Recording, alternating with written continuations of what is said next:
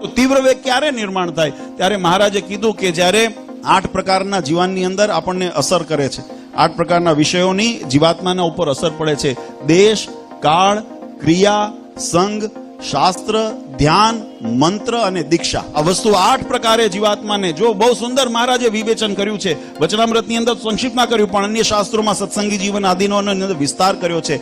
જેને દેશ કીધા, તો દેશ કેવી રીતે? તો દેશ એટલે એવું નહીં કે ભારત દેશ કે વિદેશ કે પરદેશ કે એવું નહીં. બહુ સુંદર વાત કરી છે. જ્યાં પરમાત્માનો યોગ થતો હોય, જ્યાં એવા પવિત્ર સ્થાનો હોય, એને દેશ કીધું. એવા દેશનો યોગ થાય, જેને આપણા પ્રદેશના, આ સોરઠની ધરતીના, કે અહીંયા ભગવાનના ચરણારવિંદ થયા, એટલે આપણા માટે આ શુભ દેશ છે, આ અશુભ પ્રદેશ છે. આનો યોગ જીવાત્માને થાય. અશુભ જાય તો મહારાજ કીધું યવનાદિ દેશમાં કોઈને જન્મ મળી જાય, જ્યાં ભગવાનની વાત કરનાર કોઈ નથી, કલ્યાણની વાત કરનાર કોઈ નથી. તો એવા દેશના જ્યારે શુભ દેશની પ્રાપ્તિ થઈ હોય, ત્યારે જીવાત્માને શુભ સંકલ્પ થાય અને એની અંદર ભગવાનની અંદર તીવ્ર વેગ થાય.